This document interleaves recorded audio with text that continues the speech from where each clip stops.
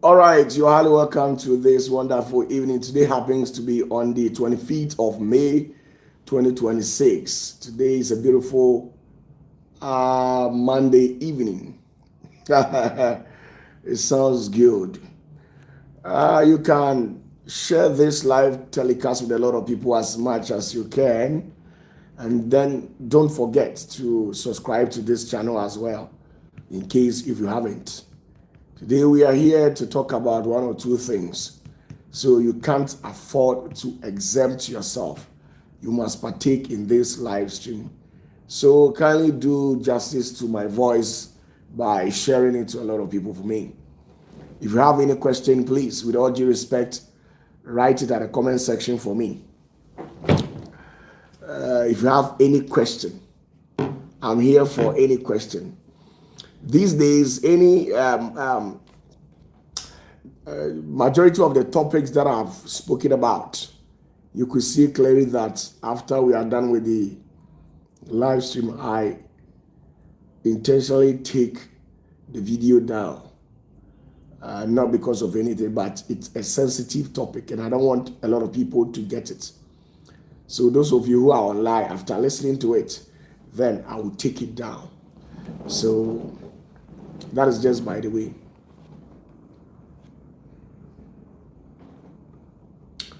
So please, if you have any questions with you, just grab your keypads and then come to the comment section and leave your messages over there. Tonight, we are here to discuss about life. You are aware that we are believers. We are believers. I believe very well that you are a believer. You believe in the power of the Holy Spirit. And in as much that you believe in the power of the Holy Spirit, things must be done in a rightful way.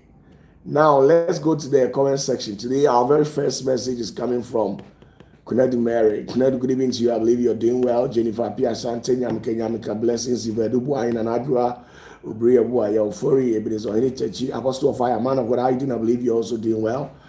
Okay, let's move Kofi, Kwesi, Breska, Dinah Uswama, Dinah from UK, I believe you're also doing well. Ivy Brown, Madam Ivy, how you doing? I believe you're also doing well. Fiada Akua, how you doing? Mina Great, Grace Wilson, Mary Boatsma, who else is again? We have a lot of messages at the comment section coming directly from Kwame Apia Silas. How you doing, Kwame? I believe you're doing well. Yaya Boa, how you doing? I believe you're doing well. Nico, extend my regards to Nico for me. Okay. Who else is again? Paula Sumaya, I believe you're doing well. Stephen Adol. Higaba, how you doing?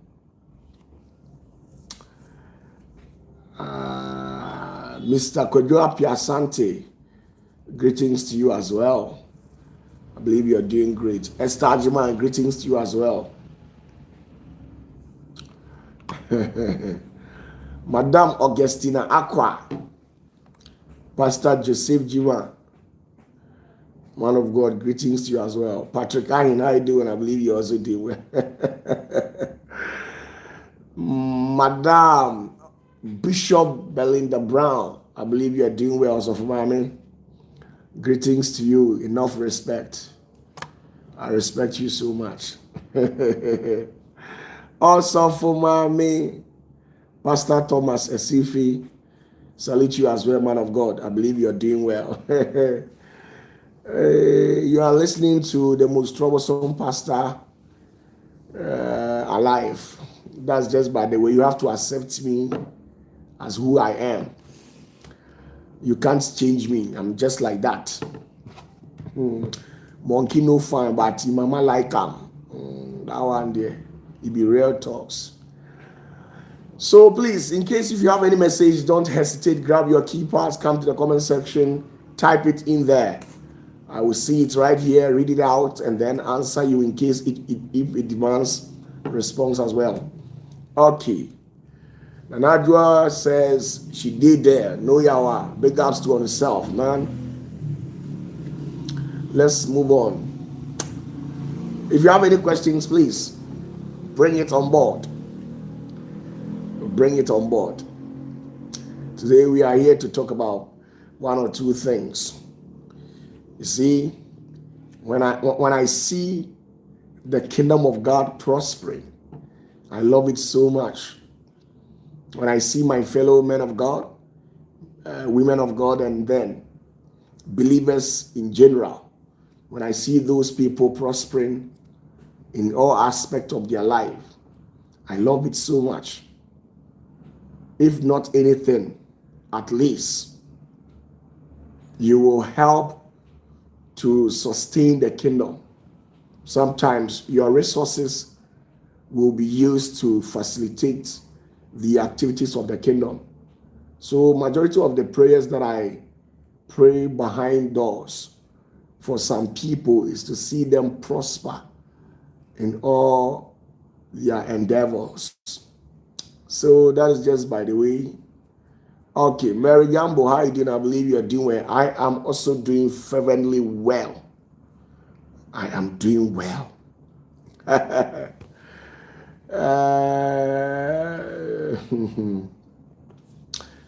Nanadra says, we love you. Thank you very much for the love.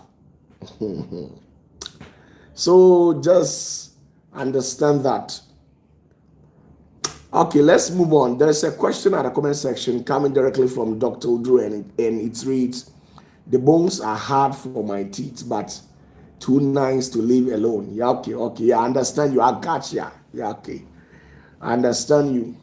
You see, there are deeper things. Sometimes I can just wake up early at dawn, go and stand on the roadside and start talking. Sometimes I would call Mr. Osei to come and pick me up, just to drop me at a roadside where it's like I'll be going for a prayer walk. Then I'll be talking alone. Sometimes when you see me talking, you might think OPATAFUOR is going crazy. I'm not going crazy, right? But the reality on the ground is that I am loaded with informations. I'm telling you. So sometimes I had to walk at early at dawn. The reason why I choose to walk at that particular odd hours is because on the afternoon times, you worry yourself with a lot of noise. The noise that is being produced in the system, it's so high to interrupt you as well. So when the atmosphere becomes serene, then I go out praying and at the same time walking on the roadside. It's not easy. What I know, the mysteries that have been taught, the secrets that the Holy Spirit has bestowed onto me, the gift that the Lord has given to me, I am loaded with information. You see, what I have been teaching you people is a mere tip of it. I have not yet dived deeply into mysteries. If I decide to take you people into a deeper realm, you'll be shocked. So please, Dr. Odru, fasten your seatbelts and open your hearts. Those of you who are watching me right now, fasten your seatbelts, open your heart, and make sure you are prepared spiritually and physically to receive whatever that I have for you. The things that have been given to you, it is not milk. I've been giving you people bones, and you have to crack it. Once you break it into pieces, then you take the marrow in it. The marrow contains a lot of nutrients, which will probably help strengthen your teeth and your bones as well. because the marrow contains calcium, which is good for our health, especially our teeth and then bones. So you must make sure to understand that what I give to you people will help establish you in life. Some of you, sorry to say, the way you live your life and how you people were brought up, what you have been made to believe. I'm afraid to tell you that about 80% of what you know has nothing to do with the Holy One. So I had to take my time to reprogram you again, and that's exactly what I'm doing. So just allow yourself to be reprogrammed. Okay. So please, if you have any questions, you can bring it as well. Bring any question on board. I'm fully ready. I've taught you a lot of things. You can't tell me that you understand everything that I've taught you. Maybe one or two might baffle you. One or two might become inimical to your understanding. So bring it on board and let me throw light on it for you again. So that is just by the way. It hasn't been easy, but I know that gradually we will get there. It hasn't been easy, but gradually we will get there. These are some of the things that Jesus was doing when he was alive. The Messiah made sure that the people who were following him were matured enough. So the things that he was feeding them with, it wasn't just a mere preaching as how the Pharisees and Sadducees were giving to the people as at then. When Jesus came, he became a game changer. He revealed mysteries to the people. You see? Gave the people the necessary information that will help sustain them, that will help them to survive, that will help them stand on the face of adversity. So I've come like how he came to help you. So allow yourself so that we can actually help you people. I love Jesus. I love the Messiah, not with a mere profession, but it's a genuine love that I have because my soul has been merged with his soul. So I have the particles, the DNA of the Messiah in me. So I have to teach you people the truth. Nothing. Now let's move on to a question coming directly from Jiwado, and it's read, my question is, if the kingdom of God lives within us, it means all those who are into satanic cults, God also lives within them. Jiwado.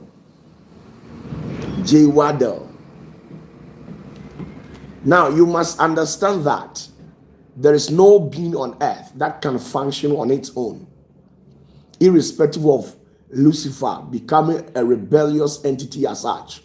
He can never function on his own. But you see, it's not about your functionality. It's about the purpose. God has put in his spirit in each and every one. But what exactly are you using the spirit for? The power that has been granted unto Semai, the power that has been granted unto Lucifer, it was the Lord who gave it to them.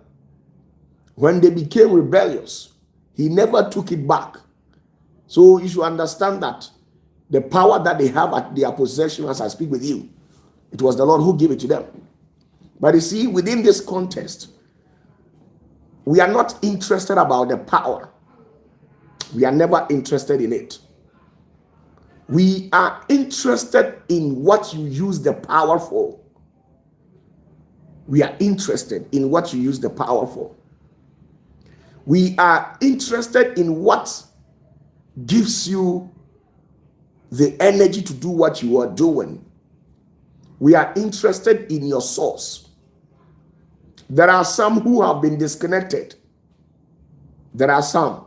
The power that they are using is an illegal connection. So when you try and piece all these things together, you realize that every power that is operating within the existential realm of humanity, it comes directly from the power, the true source. But you see, what is the motive behind? Are they still connected to the source, that is the Father, or they have disassociated themselves from the Father? If they have disconnected themselves from the main source, it means they will use the power to serve their selfish interest, their ego, that egoistic attitude of all beings. You see? So we can't just accept any power just because it performs miracles. No. So thank you. Okay, yes, Papa, you said that at the end time, Semai will be destroyed, but at the same time, Semai is a prince and no one can fight him. Please, can you throw light on this? You see, Semai is a prince. Semai is a prince. And he is the prince of Rome, which is Italy. He is the head of all principalities, powers within the inner realm of Rome. Every activity that happens in Rome, he is the champion who champions every cause. Inasmuch that he is a prince, doesn't necessarily mean that the Lord cannot take him down. The Spirit of the Lord can take him down. But you see, if the Spirit of our Father, which is the ultimate, if the Spirit does not grant you access, the authority, and you volunteer out to stand on the face one-on-one to exchange either banter or to wrestle with Semai, I bet you that he is a prince. He can deal with you very well. Daniel chapter 10 verse 13. You see, the prince of Rome, which is Semai, is bigger than the prince of Persia, which is currently Iran.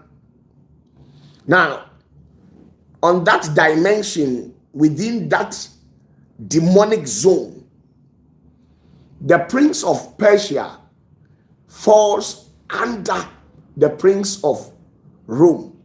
But you see, Daniel chapter 10 verse 13 explains into details how the prince of Persia, one of them, was able to restrain the archangel Gabriel from performing his divine duties.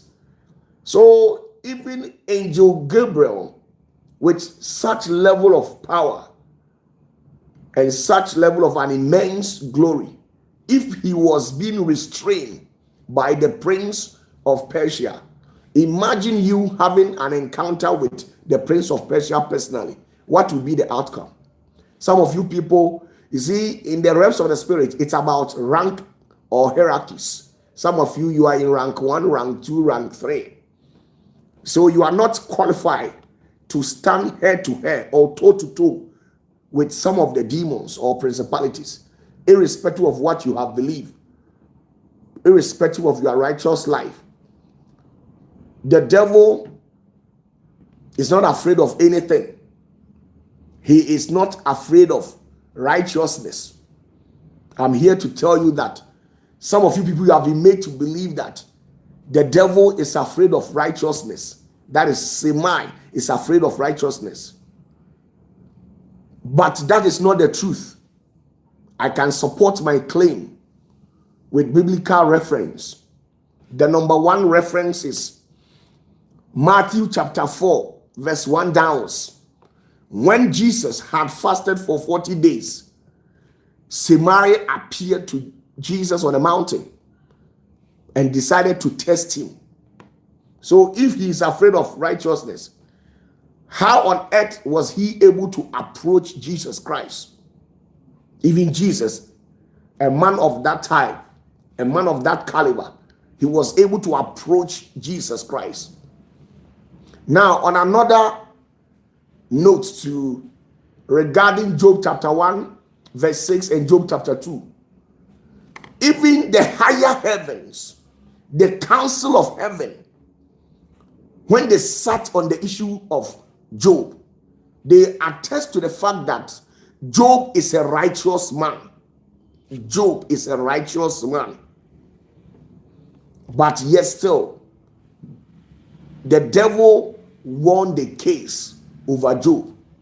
If hadn't been the help of Elihu, who knew how things works in the realms of the spirit, who appealed to the 72 celestial Supreme Court judges to revisit the case of Job, it means Job would have remained as how he is. Keep on gnashing out his teeth and nothing will happen. So I realized that the devil is not afraid of righteousness. He's never.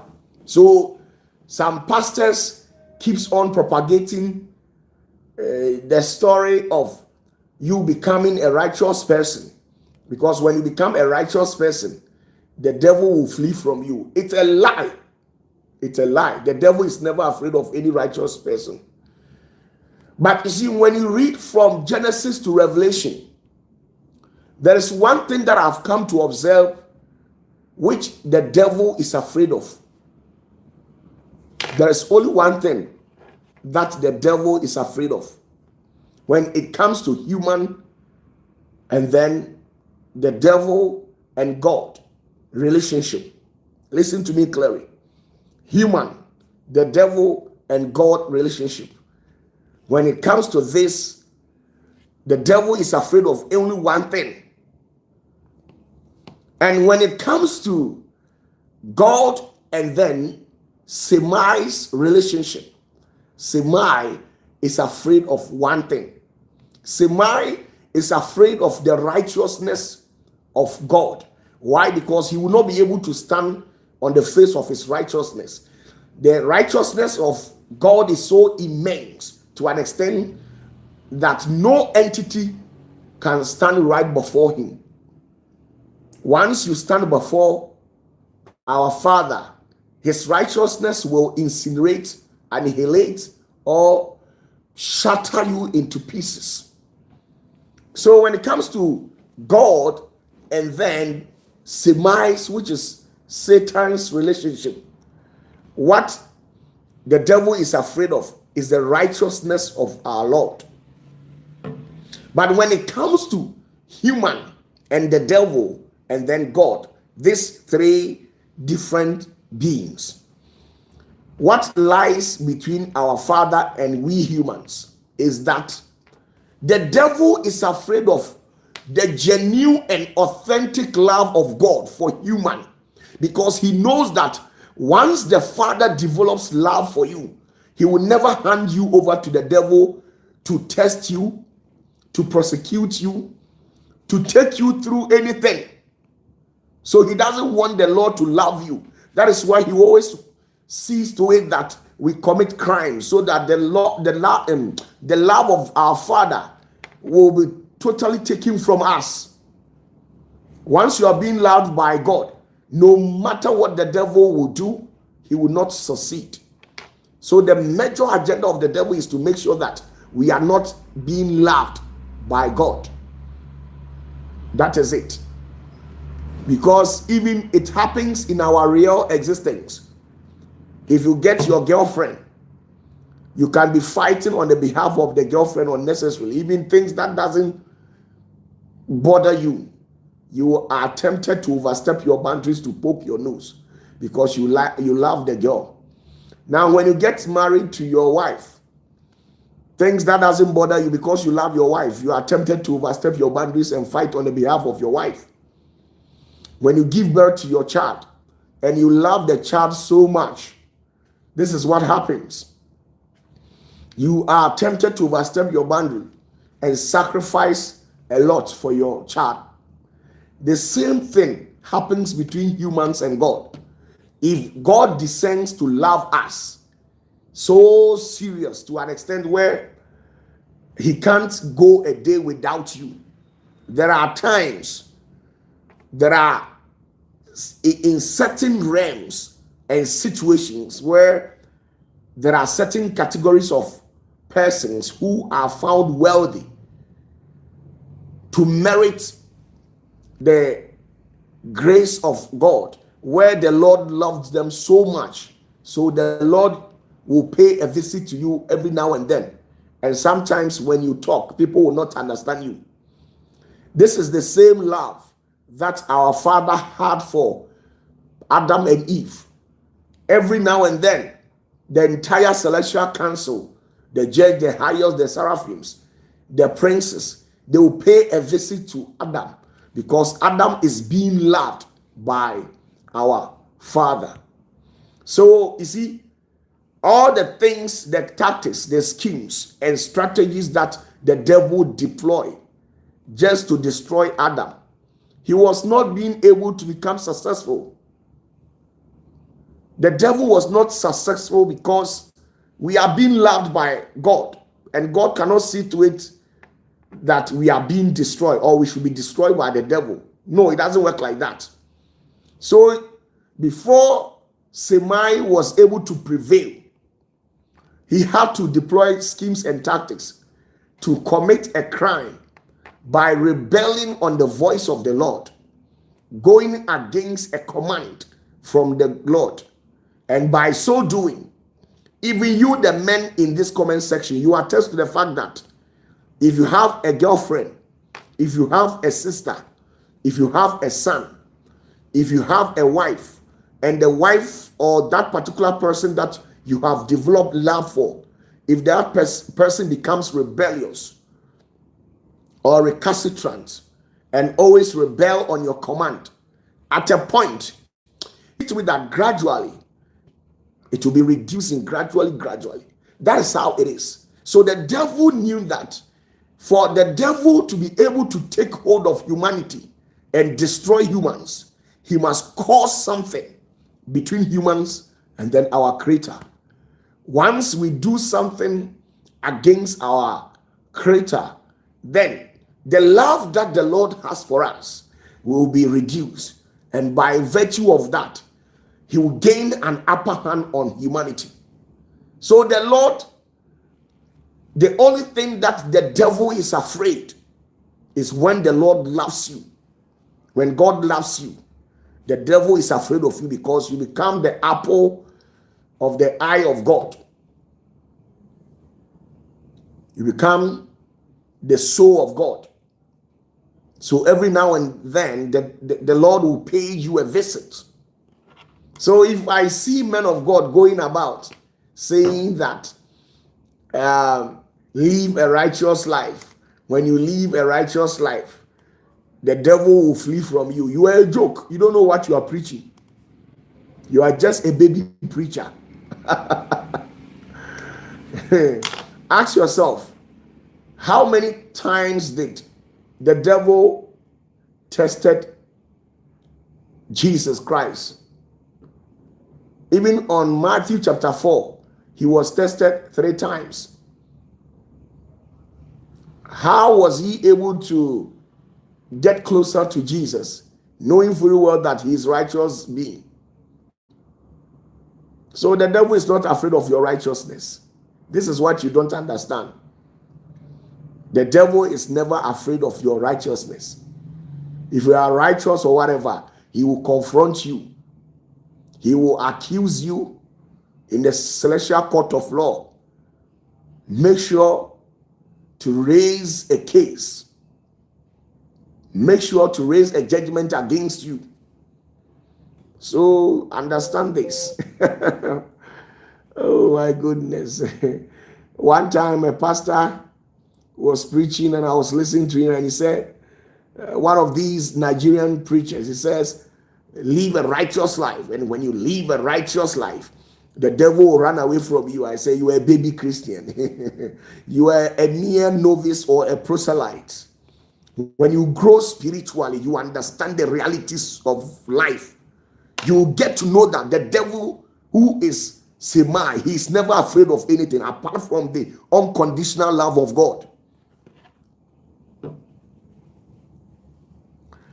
Now, Reverend Adakwa says, Daddy, please, God loved Jesus. Why Satan testing him? You must understand that at a point, for Jesus to be able to fulfill his mission here on earth, the love for God eventually died.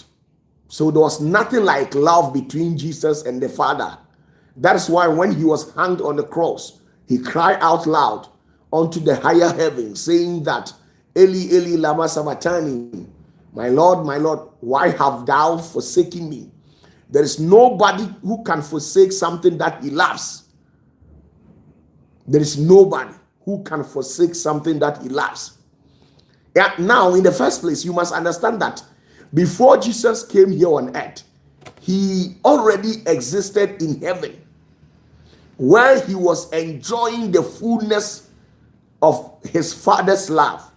So, as at that region, such dimension, why didn't the devil attack Jesus? Because he knew him from that. Why didn't the devil attack Jesus when he was in heaven and he hadn't come into existence? When he hadn't become the son of Joseph? Why didn't the devil attack him? Why didn't the devil raise a case or a judgment against him in that dimension? He cannot do that because the Father really loves him to the fullness. But the very moment he came here on earth and lost connection in terms of love, fatherly love, this is where it gave the devil an upper hand to mastermind whatever that he did. Especially me, OPATAFUOR, when I love somebody and you trespass, I'm sorry. What I can do to you because of what I love, what I can do to you because of what I love, you don't even have any idea. So that is just by the way. Oh my goodness. Oh my goodness. So, OPATAFUOR, I don't just love. When I love something, what I can do for that thing that I have developed love for, you don't have any idea. I can take down entire generation just to make that one that I love to sustain. That is me.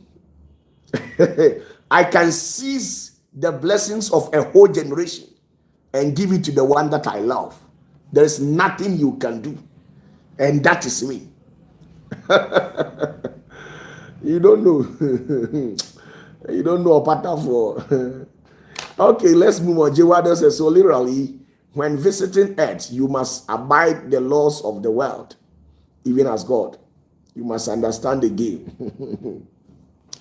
When I love somebody, what I do, you don't have any idea.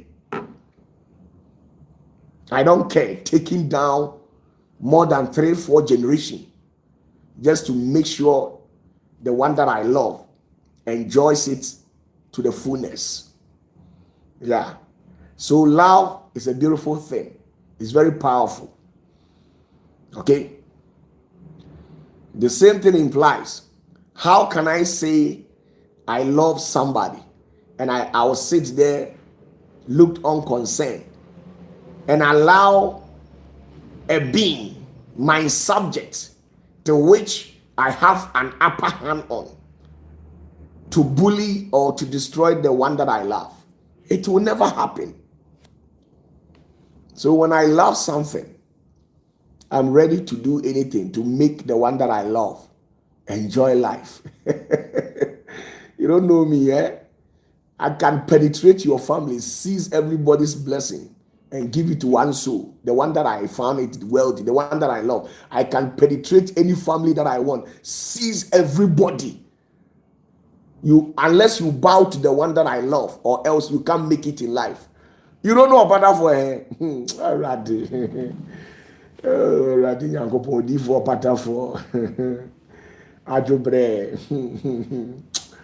Okay, let's get back to business. If you have any question, you can as well leave it at the comment section for me. Don't forget to like the video as well. Subscribe to the channel.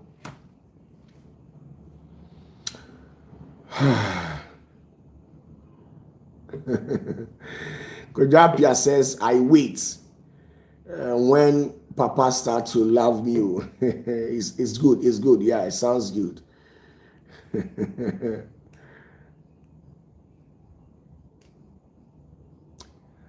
Jiwado says, Father, can one love God and still fail him? Like, can somebody love the Lord and the Lord will fail him? Is that what you are trying to tell me? Please answer the comment section. Now, Senior Paul talked about visiting the third heaven, the degree of manna. Please, can you throw more light on what happens in third heaven? Okay, tomorrow I'll talk about it.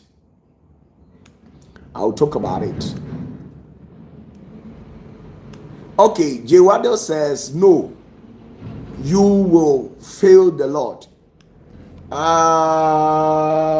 Yes. Somehow, yes. Somehow, yes. Somehow, no. Because once, even the Lord himself, he's aware that we are humans. And because of that, we fall short in certain aspects in our existence. So because he loves us, where we are being tempted and where we overstepped our boundaries, he will pick us, prune us, okay? And then reinstate us into our normal position as how we used to be. Now, Jewado has cited an example like Samson in the Bible failed God. Samson, Samson Samson was a vessel. He was sent to come and execute a special assignment. Okay? But because the love of the Father for him, even when he failed the Father overlooked it and granted him another opportunity. Now, David failed God, but because of that love that the Lord had for David, the Lord overlooked the sins and the crimes that he has committed and granted David an opportunity again. So, somebody who is being loved by God, somebody who is being loved by God, I'm telling you, when he falls more than 10 times, he will bounce back. And that is just by that. Now, Jewado says, and Moses too, but he didn't go to the promised land. Moses, at a point, he was challenging authority.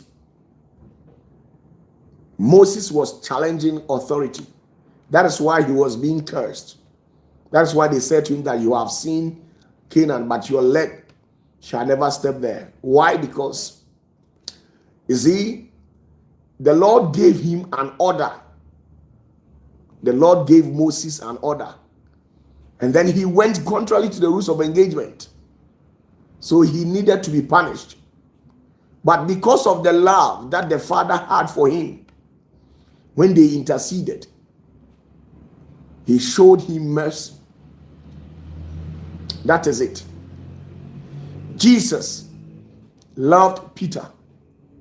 So in John chapter 21, verse 1 downwards, when Peter betrayed Jesus, when he left the gospel to go and then fish again, Jesus appeared and emphatically stated in that context that, do you love these things more than me?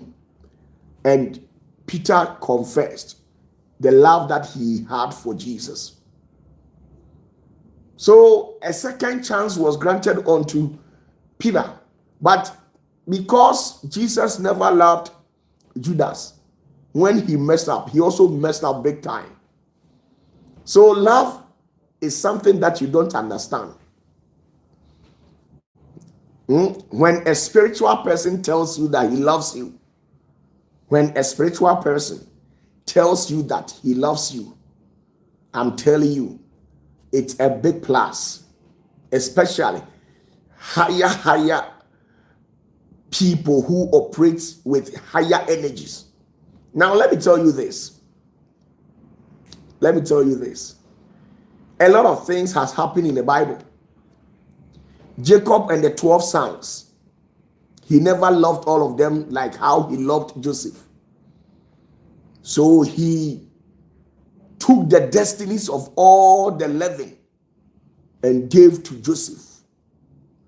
So Joseph alone became successful. I can do the same thing. I'm telling you, I can do the same thing. When I love somebody, either a man or a woman, genuinely, I can do something spiritually, and nobody in your family will be richer than you. I'm telling you the truth. Nobody will be richer than you. There are secrets to this world. You don't know life.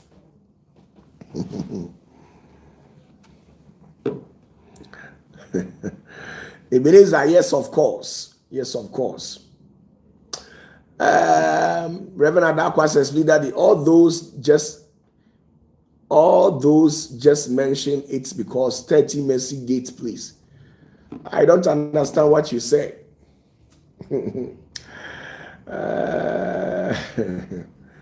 Ebenezer, yes, of course. Jewadi says, but Father, I was thinking Judas was playing his role in betraying Jesus. When Jesus said it is time, then Satan entered him. No. Judas was never playing his role because he was not assigned to perform any task or any role in the life of Jesus. Now, let me tell you the truth. Before Jesus condescended to the level where he became the son of Joseph, he had already existed on the level of the Son of God. When he condescended to the level where he became the son of David, David is a spirit. David, when he hadn't come to this world, he used to be a soul who is the friend of God. So once the Messiah visited David in his city in heaven, and then when he visited him, as at that time he hadn't come to this world, and then David, because he has attained to the fullness of his consciousness, that is the superconscious level, he saw that in the future somebody will betray Jesus. So he had to curse that person and pray for Jesus. As at that time, he knew that the Messiah will condescend to a level where he will bring himself to a level of humanity where humans can approach him. You see? So, within that, under the identity of Jesus, the son of Joseph, that is the lowest form of Jesus Christ.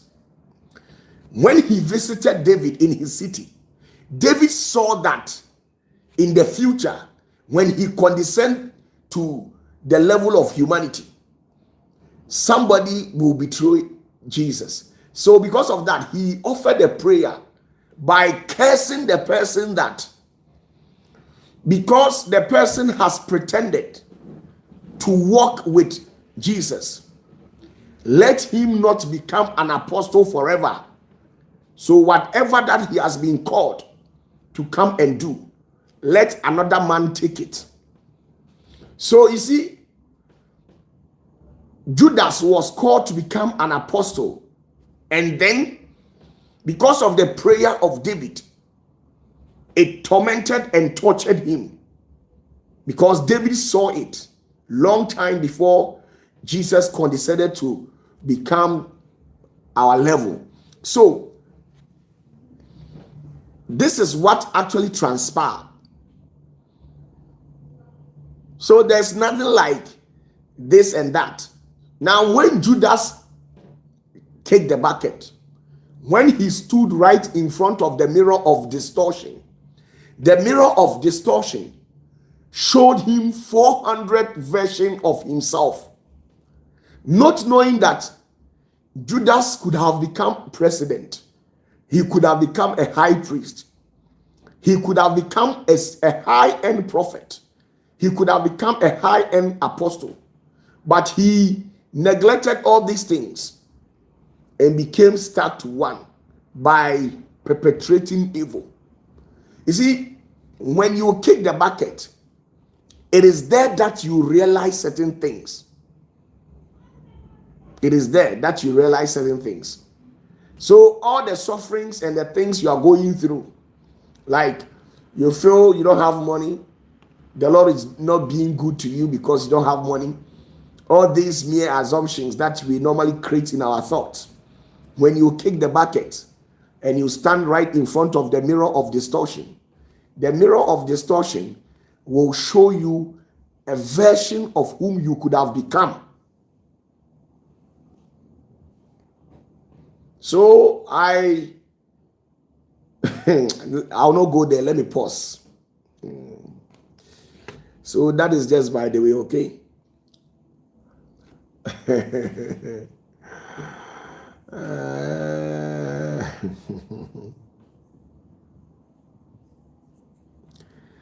So if you think it was ordained, you see, if you think it was ordained for Judas to betray Jesus, you are a joke. You are a baby Christian. You don't know what you are saying. It was never ordained. Judas became Judas at his own will. He was given a free will. He could have chosen to become a good vessel. Why did he become a bad vessel? Why did he become a bad vessel? Among all the apostles, why didn't any other apostle become a bad vessel, but it was Judas who became a bad vessel? So you have so many versions of yourself that you could have become, but because of your ego and you are not willing to become submissive, to unlearn the lies you have learned, to rediscover a new path that is going to bring you closer to your Father, you are not willing. So you have been gallivanting with your hands pointing to your chest, claiming that you know. So that is how it's supposed to be. So it was never ordained anywhere. It was ordained anywhere that Judas Iscariot should be the one to betray Jesus. He did that at his own free will. The thing that is killing we humans. You see the reason why seraphims, they don't like humans. Seraphims, they don't like humans. Seraphims, they don't like humans. If they see you, they can incinerate you. Do you know why? There is one reason. That is why the seraphims, they don't like humans. And that is that.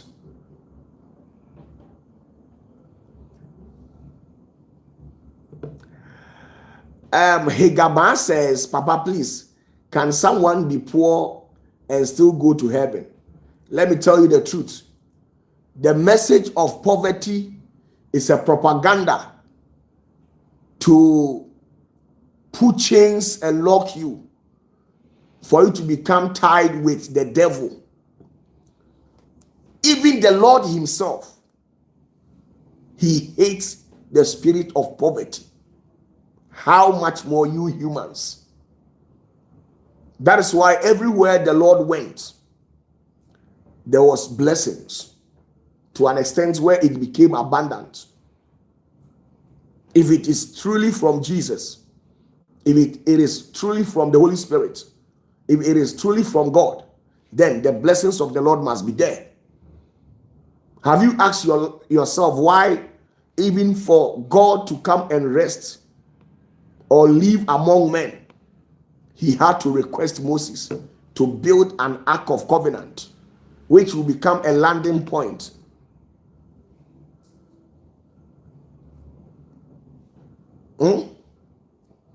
So you must understand certain things.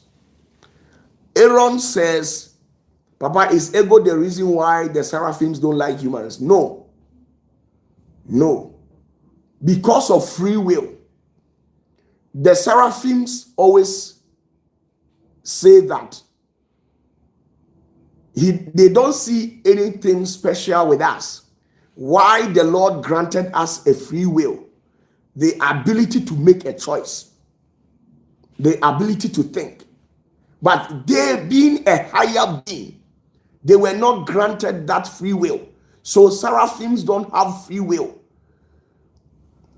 They are being controlled by the Lord. So they don't like humans.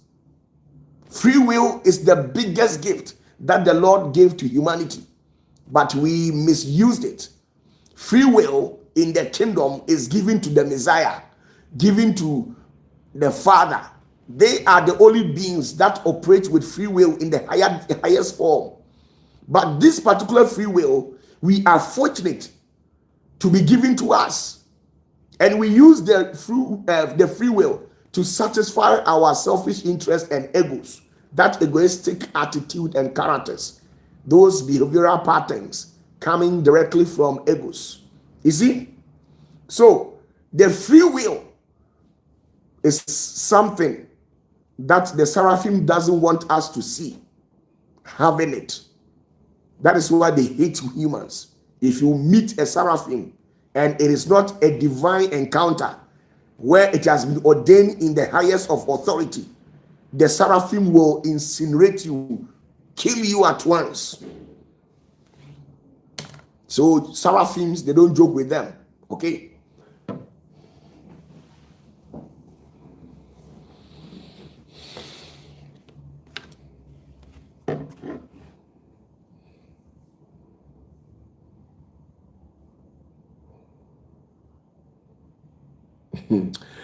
Mr. Victor says, please, senior, you said you will teach us the prayer to say in order to know what will befall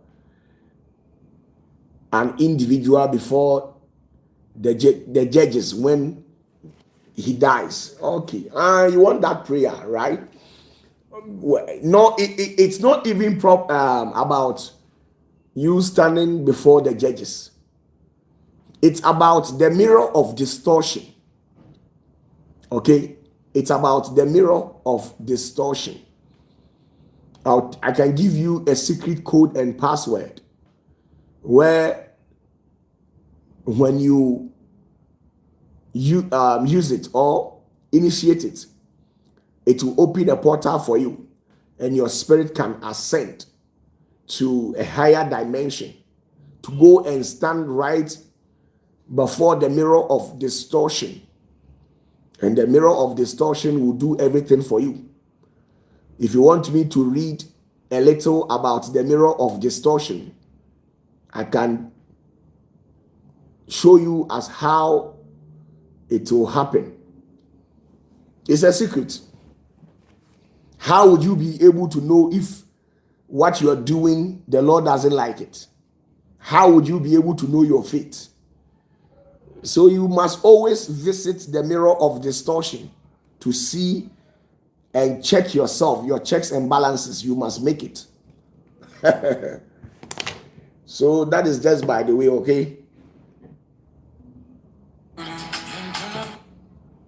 So that is just by the way. The mirror of distortion. Let me check something out for you and see if I can get it. I have an information on the mirror of distortion and how it works. Oh, it sounds so good. Let me see if I can get it. Okay. Oh no.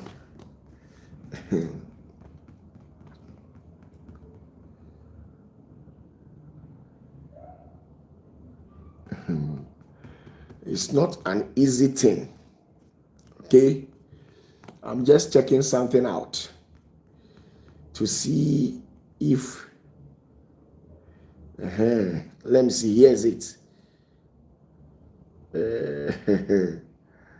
Let me see if I can get it.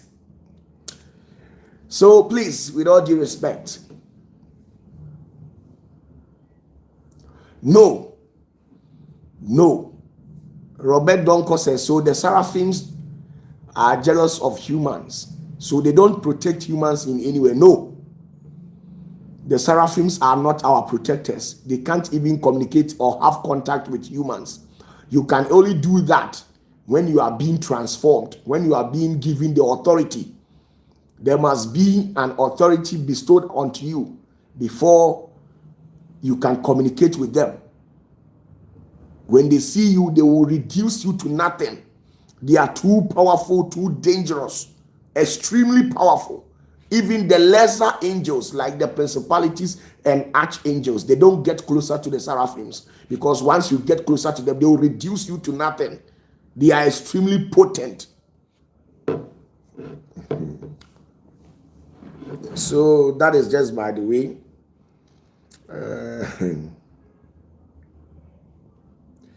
Let me see if I can get it for you. If I can get it for you.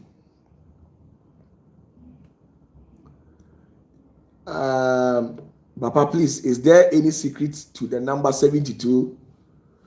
Yes, there's a secret to that, okay? I want to get something for you, okay? Now, let's see something. Let's see something, okay? Are you ready? Should I talk about the mirror of distortion, or today I had wanted to talk about investment, but you people are diverting my attention. Should I proceed on to talk about the mirror of distortion?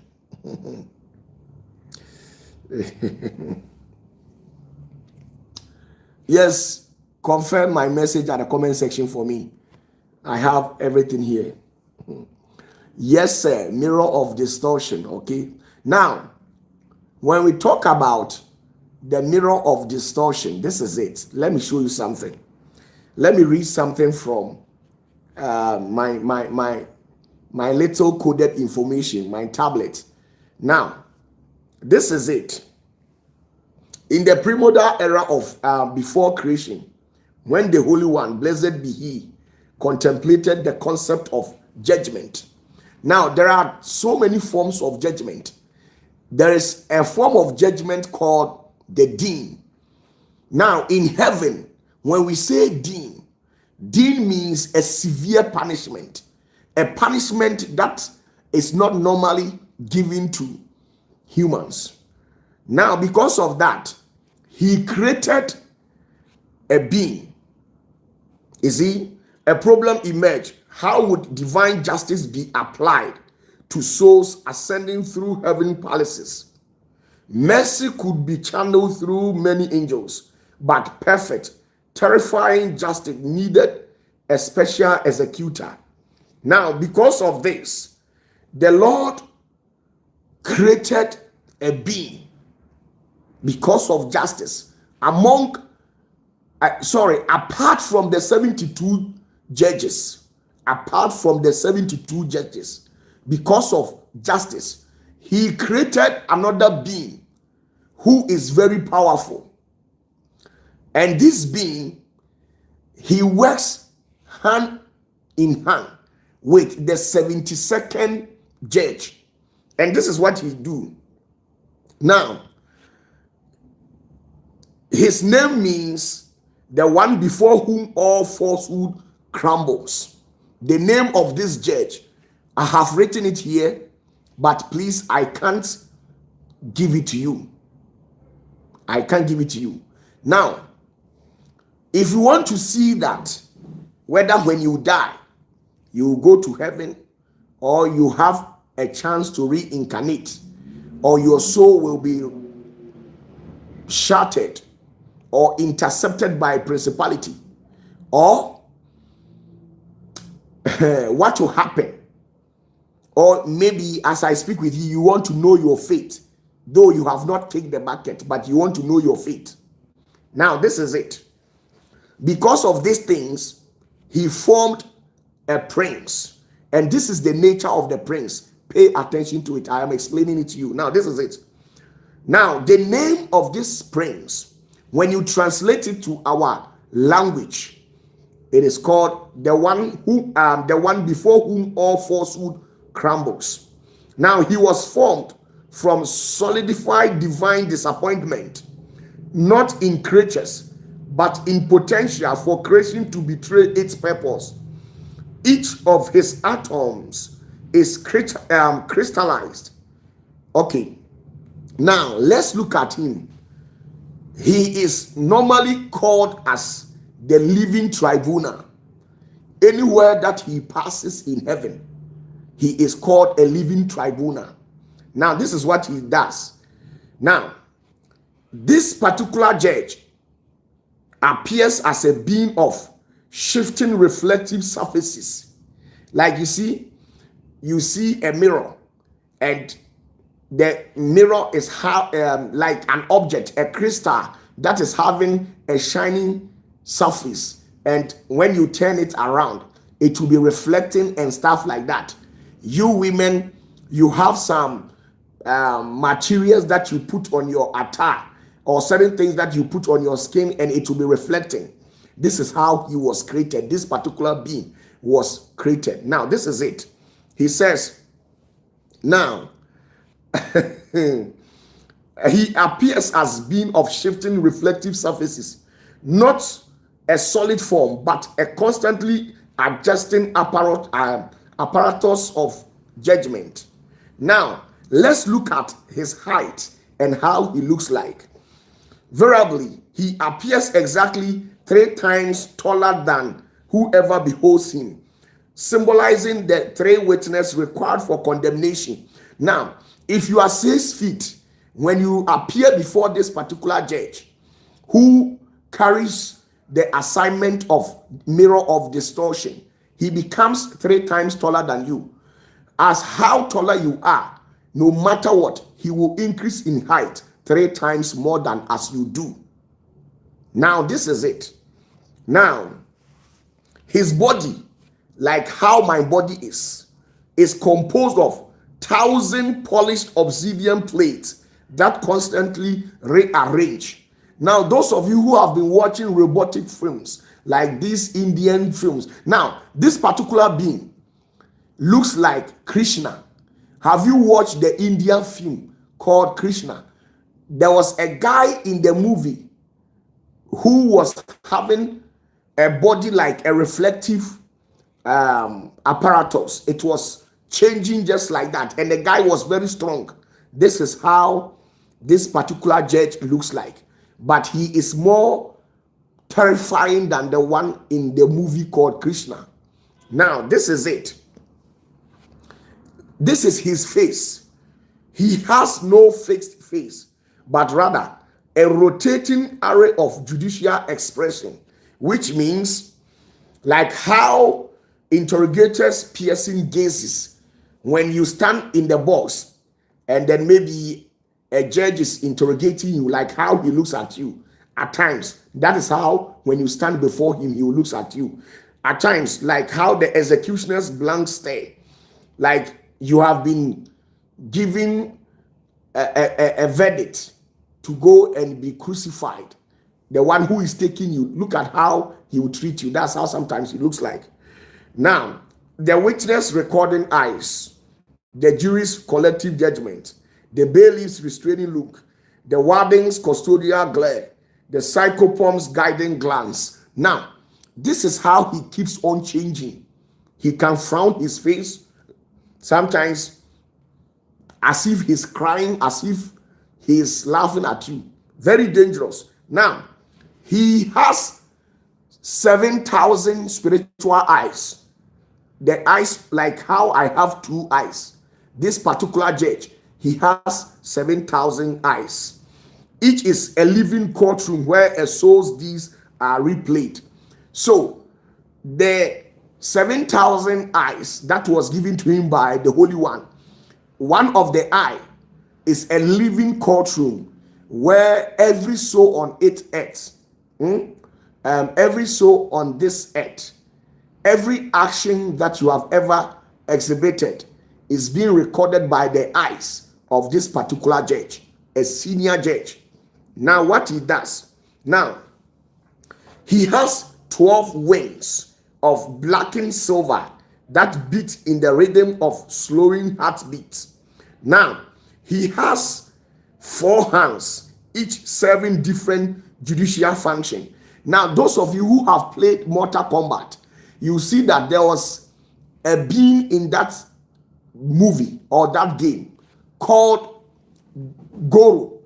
Goro has 4 hands. This is how this particular judge looks like. He has 4 hands. And then 12 wings. 4 hands, 12 wings. Now, this is it. Let's look at his rank and station. Now, this is what he does. He is a Saha. A Saha means he is the prince of the final examination and guardian of the gate of judgment.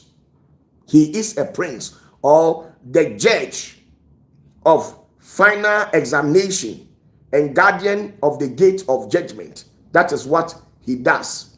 So, when you go to his office or where he carries out this particular agenda, now, he, apart from the throne of God, now, the left side of God, the left side of God, the left hand side of God, that is where the Gevura, where we say judgment or severe punishment, this is where it's being carried out. Now, let's look at him. Now, this particular prince stands at the entrance to the 7th palace, which is, let me leave it there. I'm not supposed to say anything. Now, let's move on. The palace has 2 entrances. Those of you who wants to go to that realm, it has 2 entrances. Now, the first one is the mercy gate. Now, when you read the Bible, it says that to whom that I will, that I will show my mercy. So there are some people, they can misbehave, and this particular judge, through the Holy One, will show him mercy. But this particular mercy, it happens 1 in 10,000 souls. So it's not easy as you think. And then the second gate is what we call the judgment gate, where this particular judge stands. Now, what he does is that he carries the mirror of distortion, which determines which gate you experience based on your soul state. So he will determine whether you deserve to receive mercy or you face judgment. It is the Lord who has given him that merit. Now, what is the mirror? This is it. Now, it is not a glass, but a field of ontological resonance that does not reflect appearance, but it reflects the soul truth. Now, on the usual base, the mirror that we use in our various homes, once you stand in front of this particular mirror, it will reflect your image. But when you stand in front of this particular mirror, in the highest realm, it will not reflect your image. It will reflect your soul. Your soul. Now, the mirror does not show what is, but rather shows what could have been. What could have been. in whatever state that you died. Now, when you stand in front of this mirror, it will show you the better version of yourself that you could have been. Now, let's move on. Does not judge actions, judges intentions and lost opportunities. All the lost opportunities you have misplaced and all the intentions you have ever had, this is where you'll be judged, but not your actions. Maybe you have drunk an alcohol or you have fornicated. No.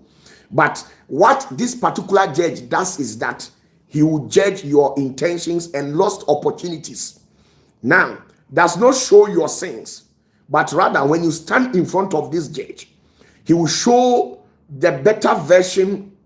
You prevented it from existing through those sins. So you could have been a luminous being, but you are preventing it with your ego and your free will. You could have become like Jesus Christ. That is why Jesus said, if you follow my footsteps and learn from me, you will do more than what I have done. So you could have become the Messiah.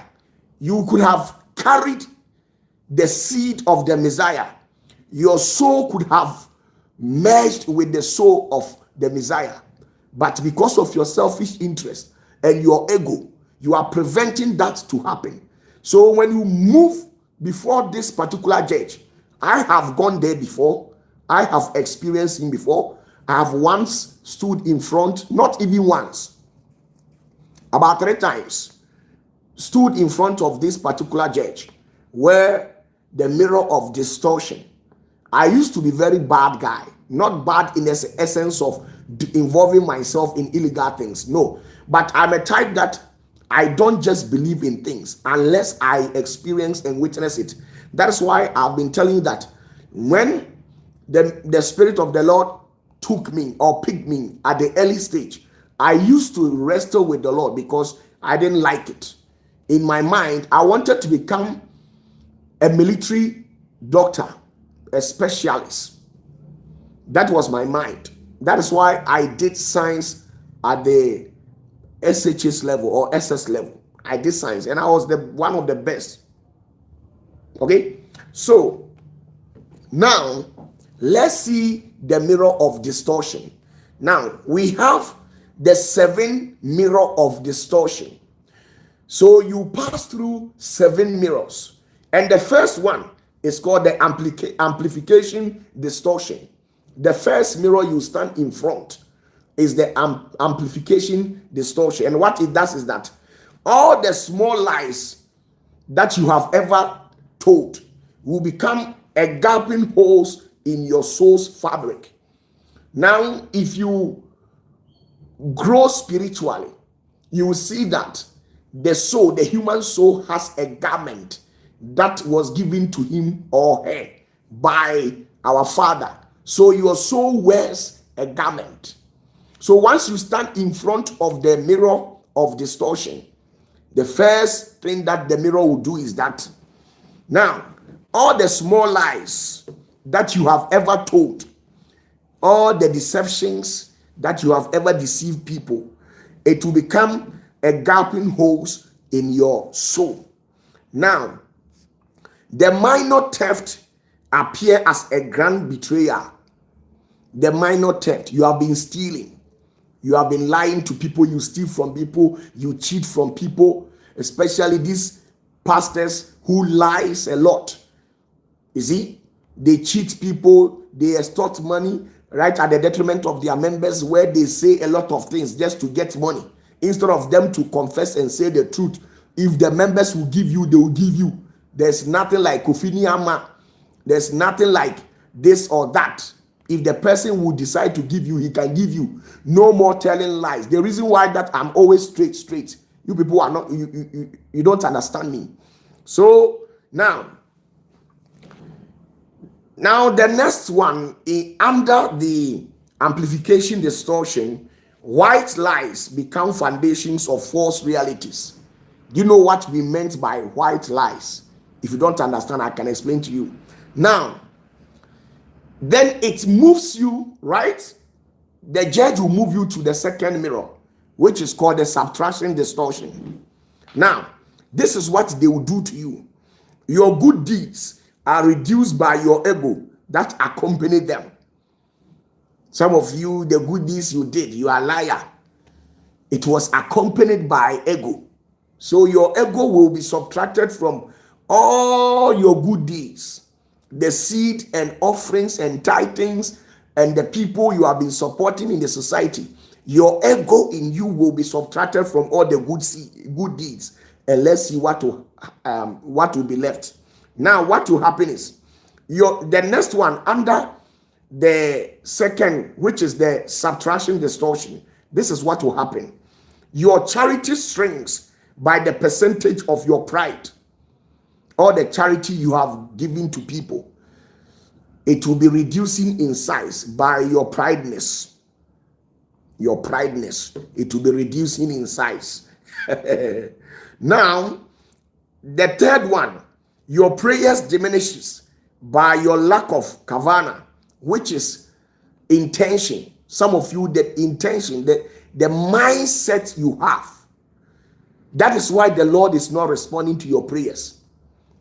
So when you go and stand in front of this judge, what he will do is that after putting you before the mirror of distortion or the subtraction distortion, it is there that you realize that so all this while, since your prayers or the reasons behind why your prayers are not being answered is because your intention after prayers, you go back into your bed and you have malintention, you have selfish intention, you have egoistic intention. All this intention is crippling your answers to your prayer. So instead of your prayer to ascend, your intentions will be pulling it down. Like your intentions will be serving as gravitational force where it will pull your prayer down.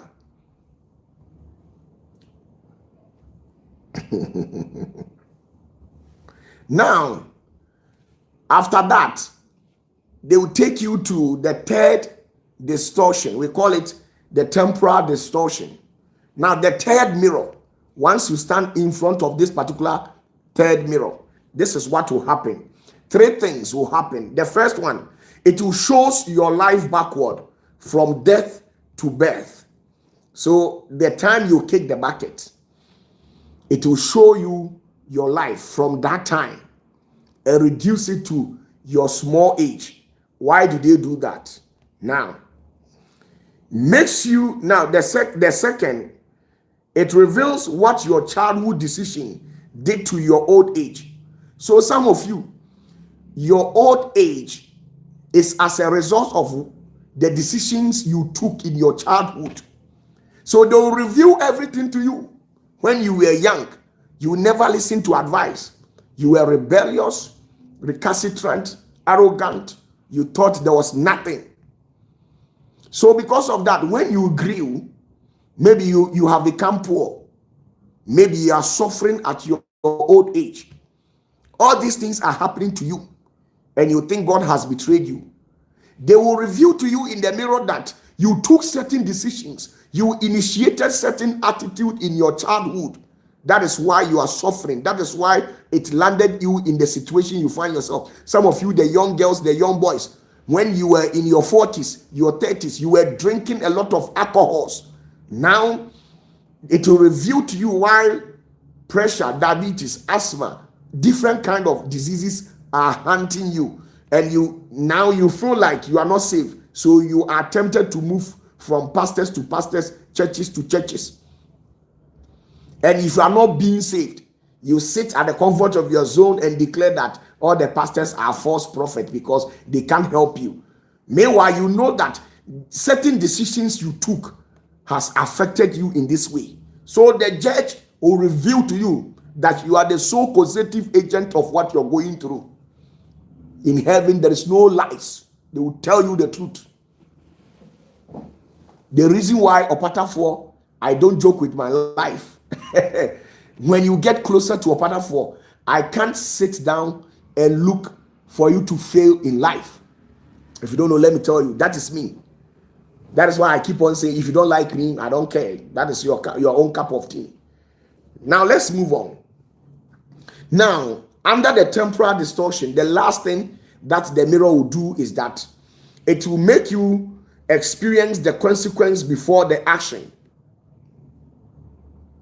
So, before somebody became a criminal, the thought that he had already conceived, that mirror will make you to become whatever before it even becomes manifested physically.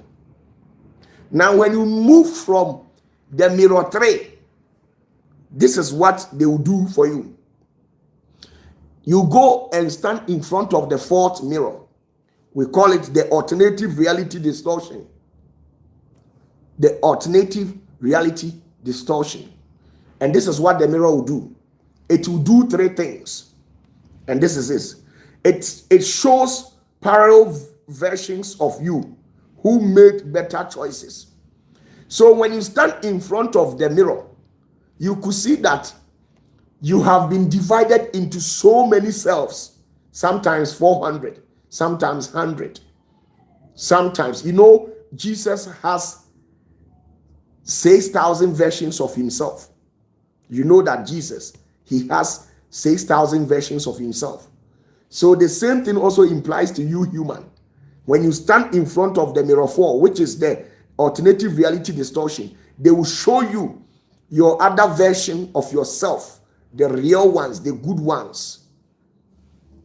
Now, the second, under the 4th, is shows what your life would be if you have repented earlier. Maybe you died in sin. They will show you what your life could have been. Maybe you are young and you are watching me. If you heed your ears to my advices, you see that your life will change. But once we keep on advising you, you don't take it. Then in your old age, it affects you. You will not go scot-free. Once you kick the bucket, they will take you to this judge. So don't worry. Now, under the alternative reality distortion, which is the mirror 4, the last thing that the mirror will do is that the mirror will show you the people who suffered because of path you didn't take. Some of you people, you were supposed to become ministers, MPs.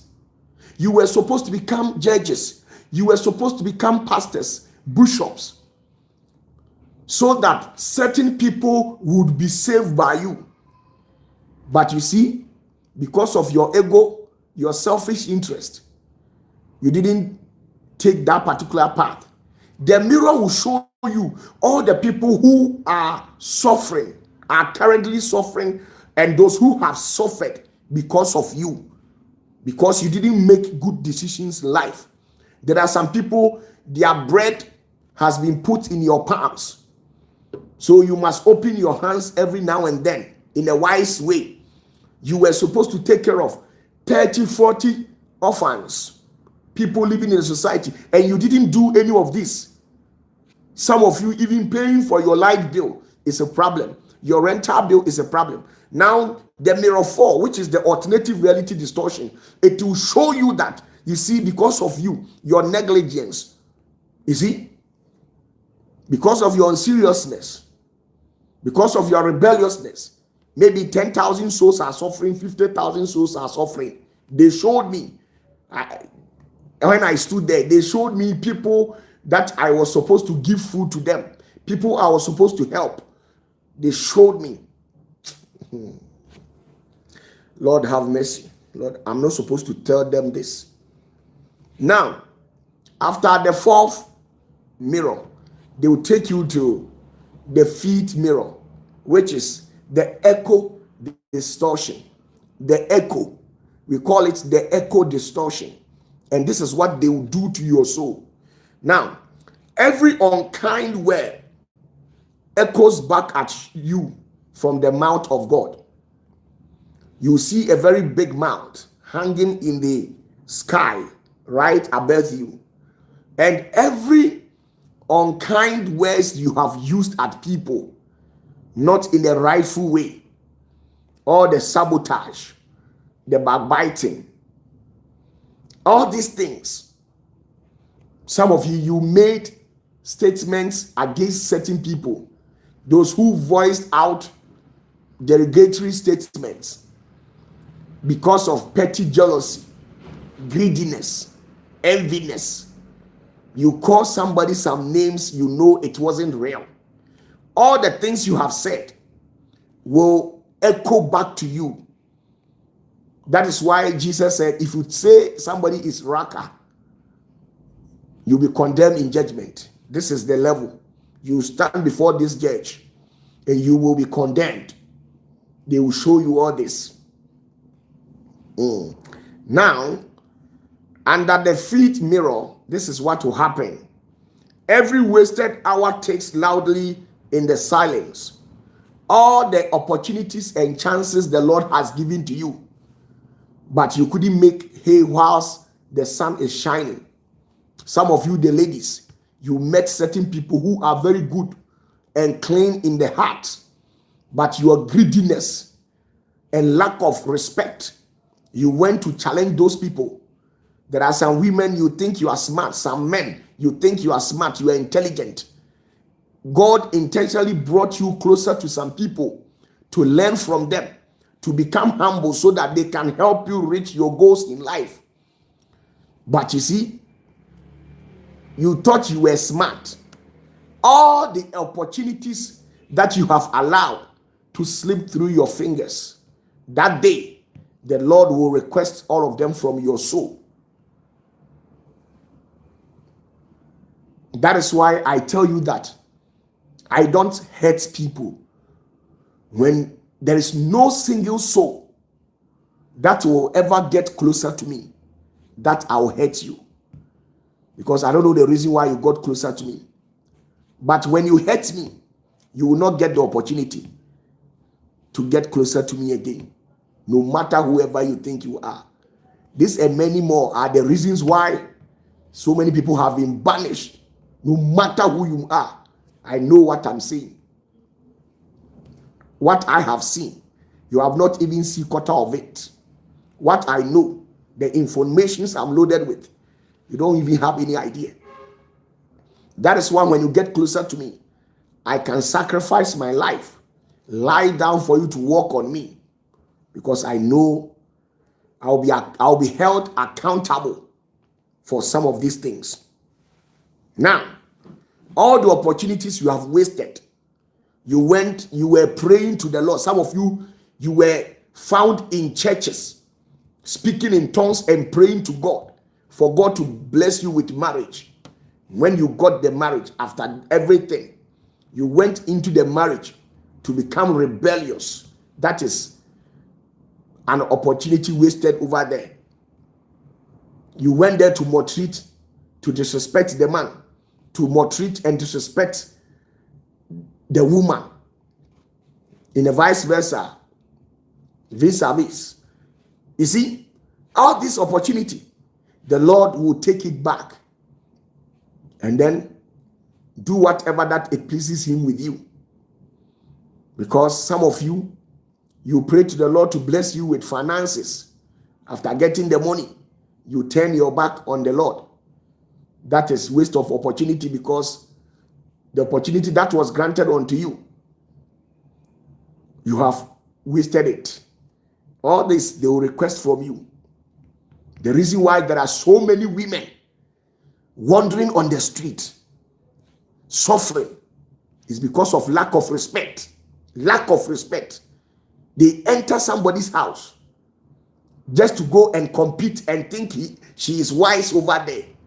Small humbleness. There are so many men who are suffering. Small humbleness is a problem for them, because he feels he is a man. So that is it all. Well,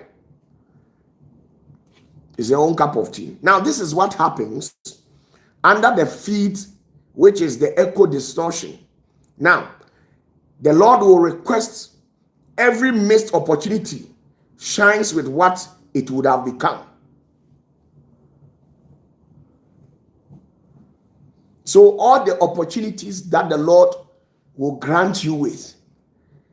Now, this particular version or this particular portion, this particular fifth mirror, when John the Baptist made a statement, a derogatory against Jesus by saying that, is he the one coming, or we should look for another one, or we should wait for another Messiah? By virtue of that statement, he voiced a derogatory statement against Jesus. And this mirror got him arrested. And they took the crown from his head, John the Baptist's crown. They took it and made him the smallest in the entire kingdom because of a single word that he used at the Messiah, which was not worth it. So let's move on. So now they showed him what John the Baptist could have become if he hadn't made that statement. They showed him what he could have become. You see, when Elijah went to heaven in the chariot, he went directly to this man. He went directly to this man, this particular judge, to pass through the mirror of distortion. And then the mirror of distortion, after passing through the seven, he was found guilty on 4 counts. And then they had to throw him off from heaven. I don't want to go there, okay? Let me keep it. It's a secret. Well, now, there is, when you pass the fifth mirror, then you stand in front of the sixth mirror, which is the transparency distortion. The transparency distortion, this is what they will do to you. First, your excuses become transparent, revealing the laziness beneath. So some of you, instead of you to wake up and pray at night, hey, I'm feeling some pains at my back, my waist. All these are excuses. And you see, they will, if you could have prayed as at that moment, maybe your prayer could have saved somebody. But because you didn't pray at that moment as a righteous person or as a believer, somebody died, and you'll be held accountable for that person's soul perishing. So when you stand in front, all the people that have lost something because you didn't pray, your laziness, your excuses, they will reveal it to you. Oh my goodness.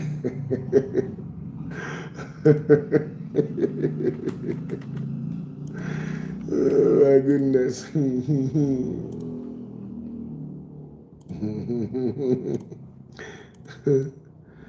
Should I continue?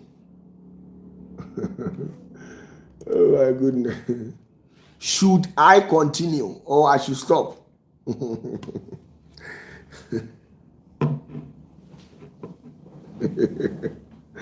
my goodness. Okay, now let's move on. Now, after they have showed you all the excuses that you ever made in your lifetime, then the mirror will go ahead and show you your justifications. At that moment, your justification will evaporate, because at this point, you don't have anything to say. At this moment, you don't have anything to say. Now, the last thing that the seed mirror will show you is your self-deceptions. Becomes a glass you can see through but not break it.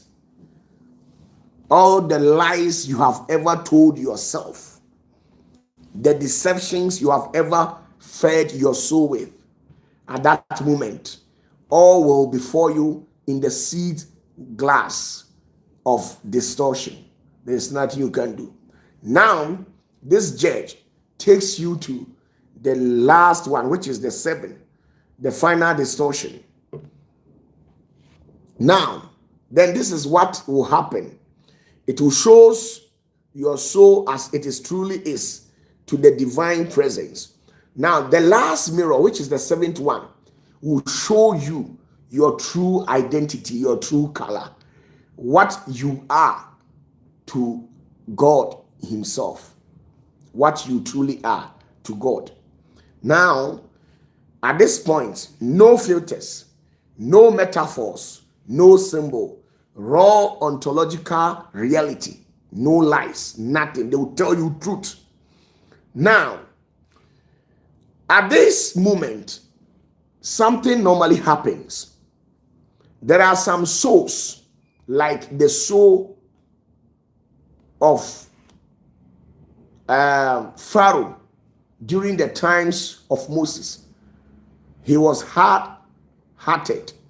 There are some stubborn souls who goes there to challenge, but majority of them, about 90%, at this moment, they becomes melt, like how ice melts. But there are some souls who are stubborn. So if your soul is stubborn, then, and you still challenge the order of the judge as a soul right in front of his presence, then this is what you do. Don't forget that the judge has 4 hands. The 4 hands has 4 function. Now, the upper right like this, we call it the hand of revelation. Now, the upper hand holds mirror of distortion itself. So all what you were going through was the upper right hand. Now, what it does, now it angles the mirror to show each soul what they most need and deserve to be. So the upper hand like this will show you what you need at the moment, whether you need to repent at that moment, so that they will take decision before you are taken back to the 72 judges, the courtroom, or whatever that will happen. Now, the left, the upper left, this is my upper left hands. We call it the hand of measurement. What it does is that it holds the cubit of lost potentials, measures how far you fell short. So they will measure your sin and how far you have fallen in life. It calculates the exact degree of correction needed. I told you at this place, they don't punish you. You go there to incur punishment only when you challenge them. There are some souls that are stubborn. They go there to misbehave. But when you humble yourself at this moment, then the judge will be taking you through all that. You see, at this point, you have not yet stood in the presence of all what you are going through. You have not yet entered into the courtroom to stand in front of the 72 judges to take a final decision. No, you have not yet done that. But at this moment, you are still in the pipeline, reflecting yourself through the mirror of distortion.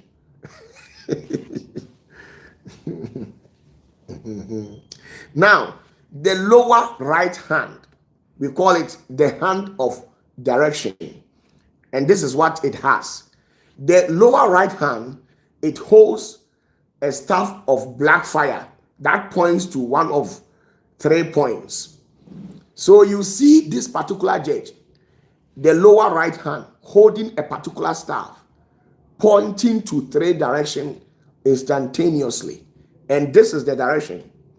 Either you deserve to go to Gehenna, or you go and have an opportunity to reincarnate, or to the lower heavens, which is the limited reward. That is where you call it Shamayim's Abraham Kukum. The Abraham Kukum is a lower reward for people who have tried, but they are wearing dirty clothes. So the heavens have pardoned them and considered them. So we will throw them to the Abraham Kukum to go and live there just like that. But the higher souls who have attained full maturity and to the purest form, they will ascend more than the Abraham Kukum for. It was see a Abraham Kukum. Now, the reason why the lower right hand called the direction, what it functions is that it assigns destination based on your mirror results. So after the result, the lower right hand would point to where you are to go, because you at the end of the day. Now the lower left hands, we call it the hand of the seal, which is, it holds the seal of accepted judgment, a burning brand. Now the function of it is that the brand brands the soul's verdict into its essence. You see? So this is what you go through. Now,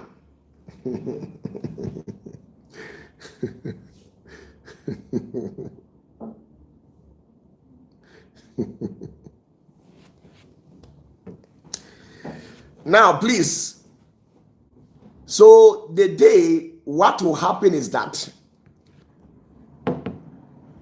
the examination process, this is what will happen. Now, the phase 1, we call it the initial reflection. After passing through all what I've said, we call it initial reflection. You want to see your fate, if you are a good soul or you are a bad soul. But you see, 70% of the souls immediately confess their faults at this stage. So then they will see a way to pardon you. But those who don't confess their souls, who are very stubborn, this is what will happen. Now, the mirror will reflect all the deeds that went wrong in your entire life. Then the judge will speak only 3 words. The judge who has taken you through all this examination will speak only 3 words. And the words is, see it. At the moment, all what you have gone through, you have seen it. Now, know it. Now, if you didn't know that you were at fault, now you knew or you have known it. Then you accept it. So he speaks 3. It is called, he will just look onto your face and say, see, no, accept it. Then you don't have a choice. Then he stamps it. Now, then you go to the phase 3, which is the truth revelation. If you still insist that that is not fair judgment, like how Pharaoh did, then the mirror shows the soul's effect on the divine presence. This is where they will take you to go and show what you did that has affected the Lord directly and indirectly. Now, when David went to this session, they showed David when he had an intimacy with Uriah's wife and went ahead to kill Uriah. Now, it is written in the Bible that, David, what you have done, you have created a loophole for the enemies of the Lord to get in. So they will show you in phase 3 the things you did, what it has done to God, or how it has affected him directly or indirectly. Now, after that, this is a painful moment, because once they show you what you have done to God, that time they will not show you mercy. Then they will take you to phase 4. We call it the judgment. Now, the 71 other judges of the heavenly court, that is the 72nd. Now, they will call the soul's guardian angel testimony. Now, every soul in this world has a guardian. You have a guardian. I have a guardian. Then they will call your guardian angel to come and stand there and testify. Now, the soul's own reaction, which is an exhibit to testify against you after passing through the mirror of reflection. Now, your guardian angel appears. Maybe some of you have not seen your guardian angel before, but me, I know my guardian angel. I know him all the time. If you don't know him, I can help you to know whom your guardian angel is, of which, if I like, I'll not, and you can't do anything, and that is me. Okay. After this, then this particular judge will communicate to the 72nd judge. Then they will tell this judge to take you to a realm, and this is what will happen. 1, they will call unto all the 12 avenging angels who punishes the soul. So all of a sudden, where you are standing, you see 12 angels appearing, and each of them is holding a different weapon. They did the same thing to Pharaoh, and he never liked it. Now, the first one, he will ask you a certain question, but I will not say it. But after asking you, then they will tell you that because of your anger, instead of your anger to turn inward, instead you turn outward. Do you know the meaning of that? The first avenging angel who has been assigned to come and punish your soul, he will tell you that instead of your anger to turn inward, it has turned outside. The outside in this context means you were supposed to swallow your pride, but you have come here to come and misbehave. Second one,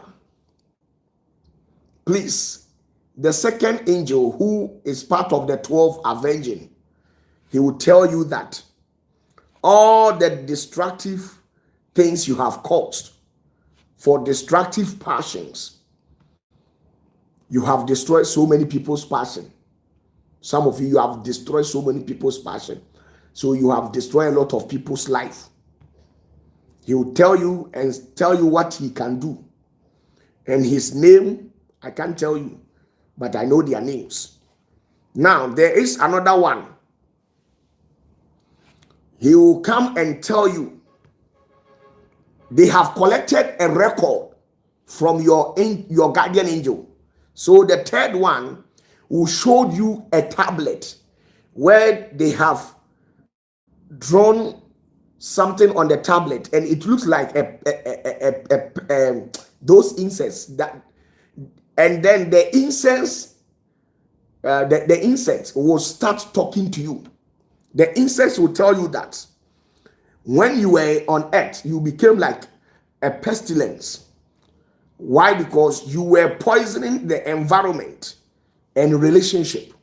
All the bad advice you have been giving to people. You have been aiding and abetting crimes. All this, they will show to you because your guardian angel has brought the proof. When you were doing it, your guardian angel was there taking records. So this one, you can't deny it. Now, the fourth one, he will come with a plague, like the plague they brought onto the Egyptians. But this one, it is different. Now, the plague will torment your soul for spreading corruption. You are corrupt. Some of you, you are corrupt. You are 100% corrupt. Okay. Now, the seat one will appear holding a sword, and they will tell you, for every violence you have committed, and the violence of word and deed, he is holding a sword, where he is having a record regarding any moment when you were on earth, what you did. Now the seventh is, you see him crying, and the angel will be complaining that he is hungry. The hungry in this context doesn't mean he needs food. But the angel will tell you that how many times were you being fortunate to have listened to the word of God and you never liked it. You never craved for it. But he, the angel, irrespective of all the word of God that he knows, he is still hungry for more. But some of you, when we mention the name Jesus, it is like we have stepped on your testicles. You don't like it. You insult men of God anyhow. People who are doing a genuine work, you insult them anyhow. Well, then they will tell you, you were never hungry for the word. And your guardian angel will attest against you. Now they'll take you to the 8. Now, the 8 will appear like an evil beast. Why? Because when you were on earth, you were having a predatory behavior. Some of you, you have a predatory behavior, and your angel will show it to you at any moment in time or in your life where you show a predatory behavior. The predatory behavior is when somebody speaks the truth and you want to go and kill the person, especially politicians and these people. When people speak the truth, they want to silence the person. So you pay people to go and take the life of that innocent soul. Like how this particular king who has been surfacing on the internet, who paid some people to go and take the life of the Atebu Buhima, and it is going viral on the internet. This particular king is having a predatory behavior. You took the life of an innocent person. So they will show you at any single moment those who paid for them to go and take their life and stuff like that. Some of you hate people because they have said the truth. Instead of you to say, oh, this guy, he has said the truth. But you see, I'm willing to change. If it be of the Lord, please help me to change. Some of you become furious at those people. So, then, after that, another one will appear. Then he will show you a hay. Why? Because for coldness towards others. Some of you people, you are too cold, too mean.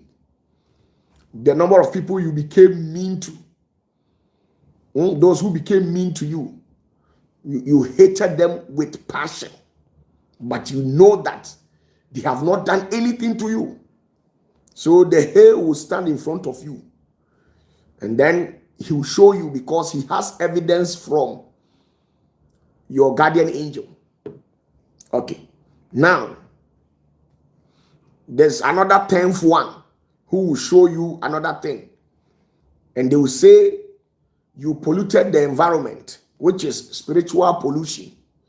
Spreading falsehood. You spread falsehood. You gossip about people. It is spiritual pollution. You are polluting the environment with your lies, your evil agenda, evil perpetration, spreading falsehood, saying things that are not truth about people. So you have spreaded what we call falsehood, and it is termed as pollution. You have polluted the environment. Now, the 11th one will show himself, and he will be holding a marble in his hands, and you see your image in a dark form. The reason why your image has become dark in that particular mirror is because it is reflecting the identity of the angel of death. So some of you have become a shadow of death. Why? Because you bring death energy to life situations. You discourage people. You have killed their destiny. You have killed their ambition. You don't give good advice.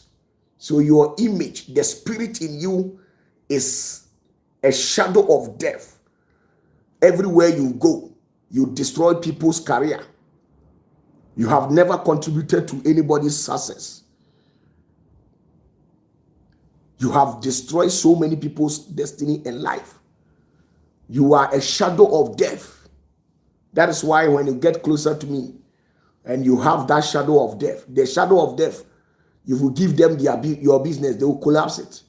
Anything that you literally do that is positive, when they get closer to you because of their behavior, they will destroy it. They carry the shadow of death around them. They bring death to life situations. So your angel will present an exhibit showing them the number of people you have killed their career, the number of people that you brought the shadow of death into their life. You think you are free, eh? Now, there is the 12th one will come in as a destroyer. Then they will tell you all the wanton distractions that you have committed. Now, after all this, if you still goes around and still denies and challenge the other, then your soul will be trapped in the mirror distortion for a period.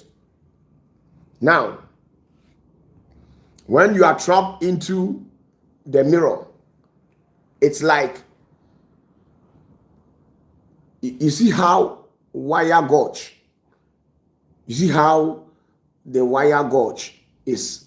Your soul will be trapped in a wire gauge, and the wire gauge will be pressing you like that.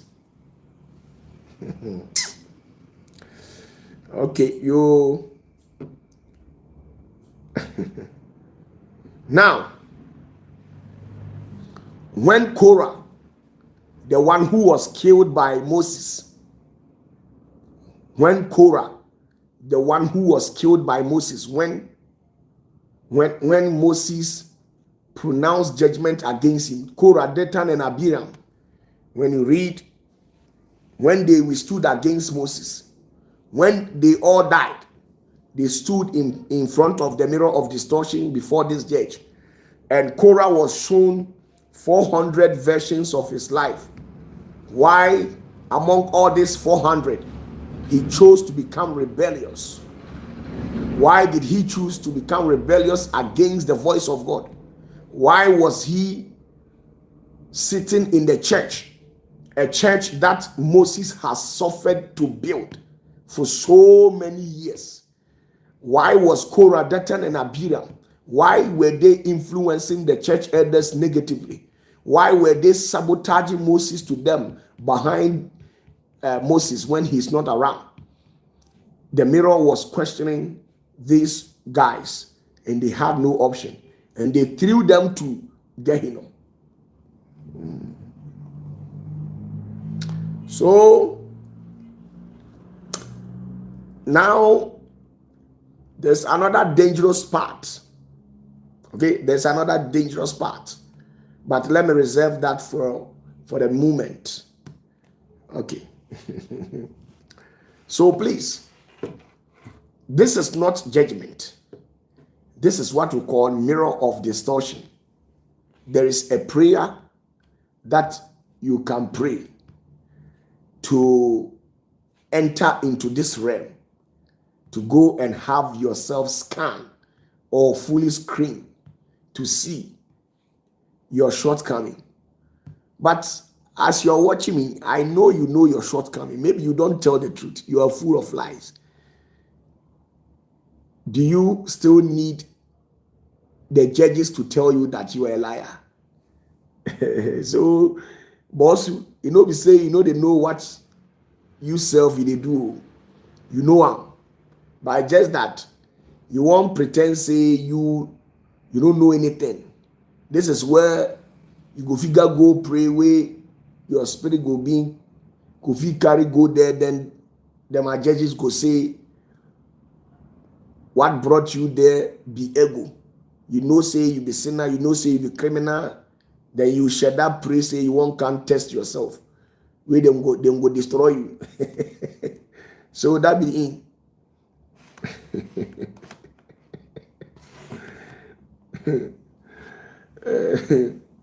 You the last time, you where you steal the meat for the soup inside. You won't come pretend say you cry, don't know anything about the meat where you lost for the soup inside. But say you way steal am. Say you way steal am. You don't figure say you don't know anything. Couple, if for change, no, make no change. Make you day like how you day. I want everybody make it day in day as how me I day my day. You for day your day. Yeah. So mirror of distortion. I can show you. You only do something for 7 days. And a portal will open to check yourself. This is not judgment. This is a mere reflection. And after coming back on earth, you will sweat, you will change. Okay? So when David was alive, he prayed and his soul was lifted. His soul was lifted to stand before this senior judge. And when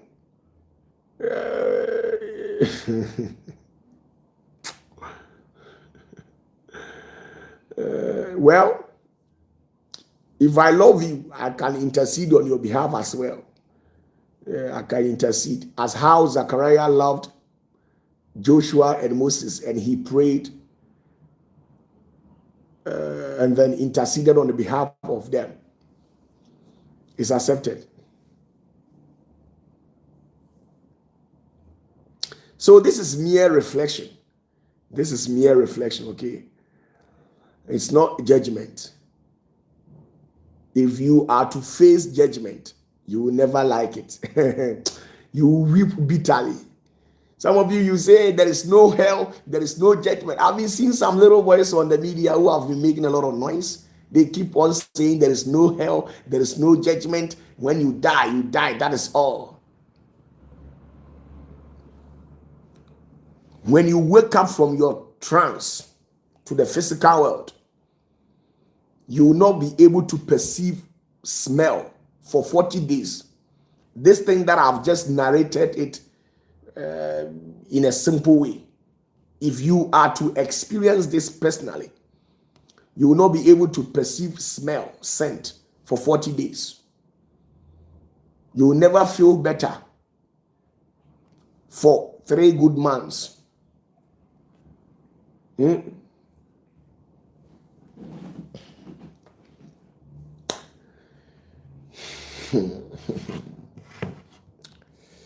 So that is how it is, okay? Oh my goodness. Oh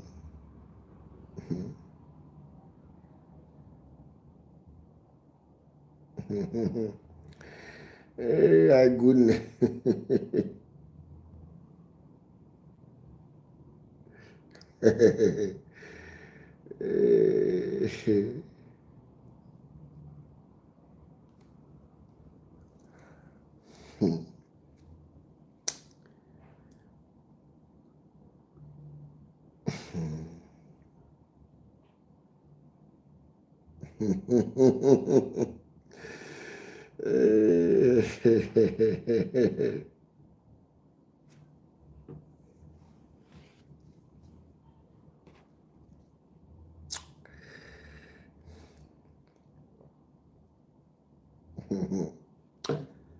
So please,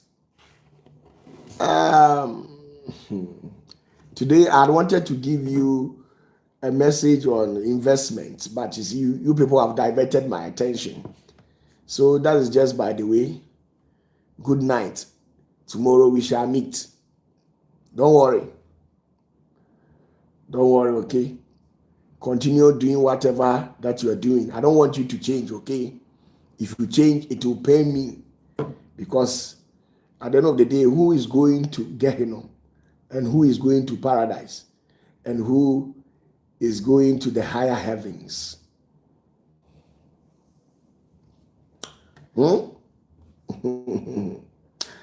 He got my says, when you visited heaven, Who showed you around? A lot of beings are there.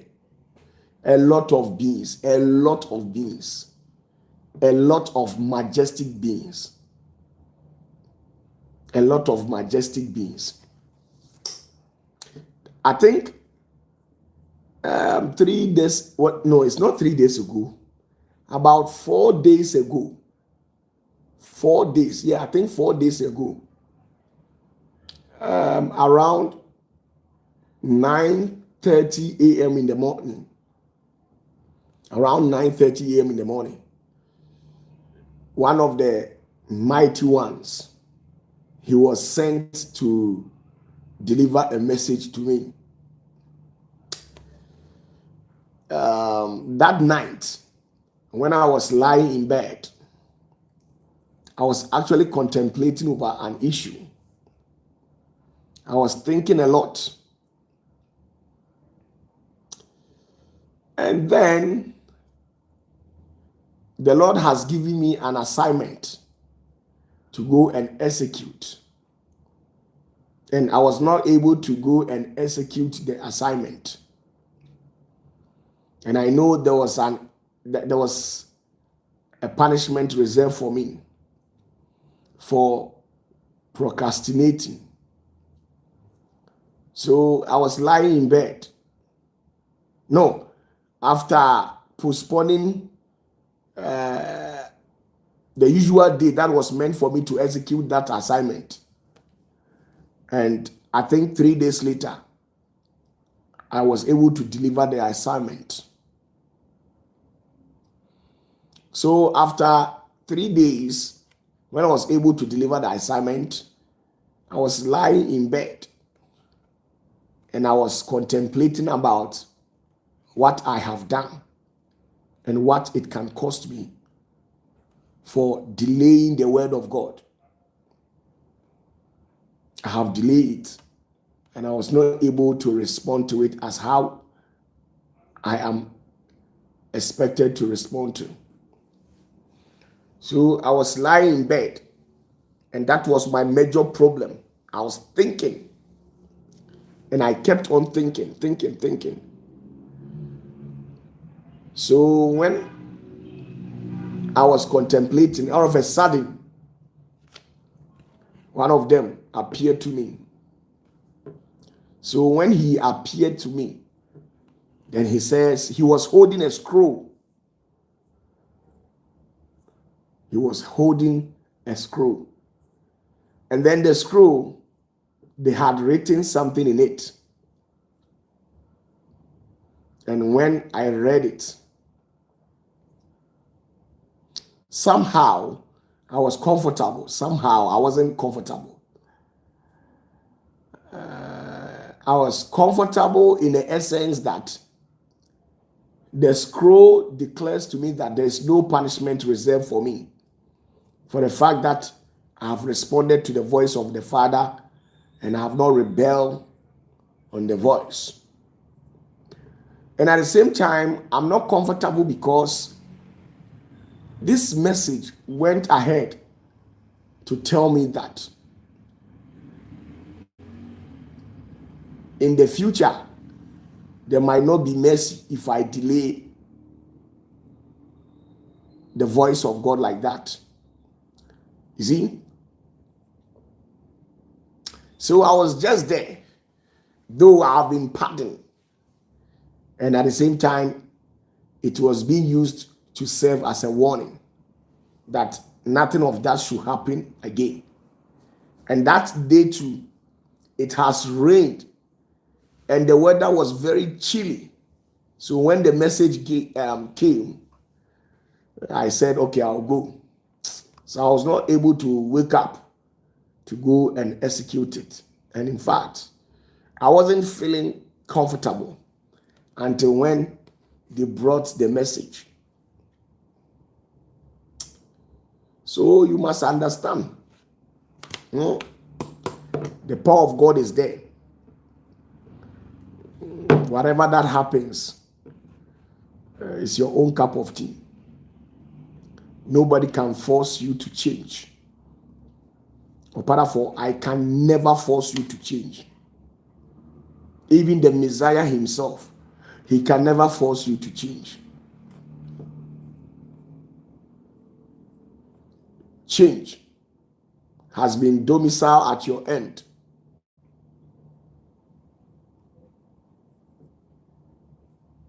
Now, it's not what you think.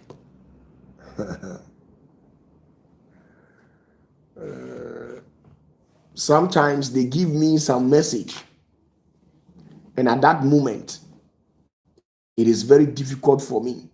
But I don't have a choice. I have to do well to respond to the voice of the Lord. It is not easy. I quite remember 3 days ago. No, sorry. It's not 3 days ago. That was, I think, the Thursday. Was it Thursday? No, Tuesday rather. Tuesday. Tomorrow's week. It rained seriously here in Kumasi, and the weather was very chilly. And I was there. Mr. said had wanted to go somewhere with me, but because of the weather, I didn't go. So I was in the house. So I decided that I want to go and play a computer game. And this computer game, immediately that I boot the computer, I was dozing off. So I said to myself that let me go and put myself in bed. And all of a sudden, a revelation came. And when the revelation came, I had to respond at that night. It wasn't easy for me. That Tuesday, the weather was it was chilled. Sujafo bro. Abrabo said, good night. To be continued.